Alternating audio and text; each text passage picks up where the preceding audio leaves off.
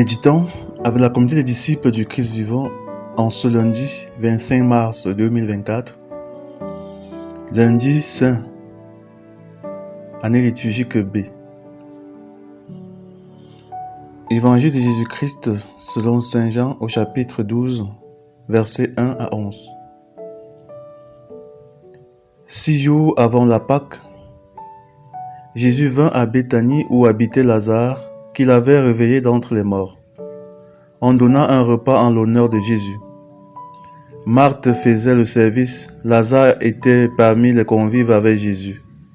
Or, Marie avait pris une livre d'un parfum très pur et de très grande valeur. Elle répandit le parfum sur les pieds de Jésus, qu'elle essuya avec ses cheveux. La maison fut remplie de l'odeur du parfum. Judas Iscariote, l'un de ses disciples, celui qui allait le livrer, dit alors: « Pourquoi n'a-t-on pas vendu ce parfum pour 3 pièces d'argent que l'on aurait donné à des pauvres ?» Il parla ainsi, non par souci des pauvres, mais parce que c'était un voleur. Comme il tenait la bourse commune, il prenait ce que l'on y mettait. Jésus lui dit: « Laisse-la observer cet usage en vue du jour de mon ensevelissement. Des pauvres, vous en aurez toujours avec vous, mais moi, vous ne m'aurez pas toujours. » Or, une grande foule de Juifs apprit que Jésus était là, et ils arrivèrent non seulement à cause de Jésus, mais aussi pour voir ce Lazare qu'il avait réveillé d'entre les morts. Les grands prêtres décidèrent alors de tuer aussi Lazare, parce que beaucoup de Juifs, à cause de lui, s'en allaient et croyaient en Jésus. Acclamons la parole de Dieu.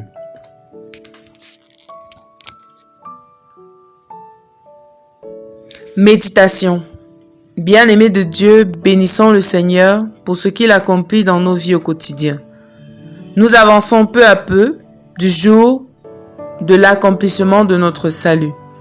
Dans quelques jours seulement, le Christ va donner sa vie en rançon pour nous.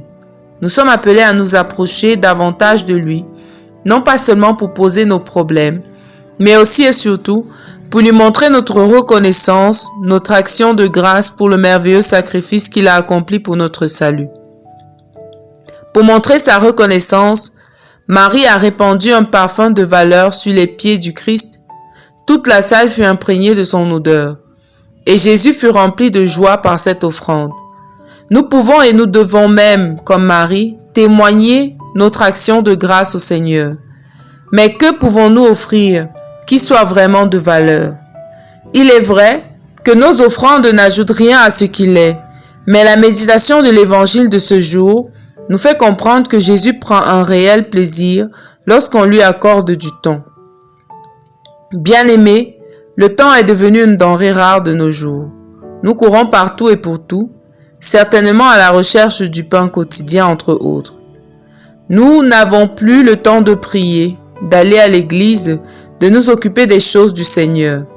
Ainsi, le temps est donc une chose de valeur que nous pouvons offrir au Seigneur pour lui témoigner notre amour et notre reconnaissance.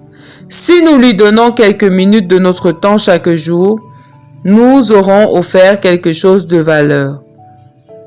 Que notre relation avec le Christ soit vraiment le centre de nos préoccupations. Prenons le temps pour la méditation quotidienne, pour la lecture de la parole.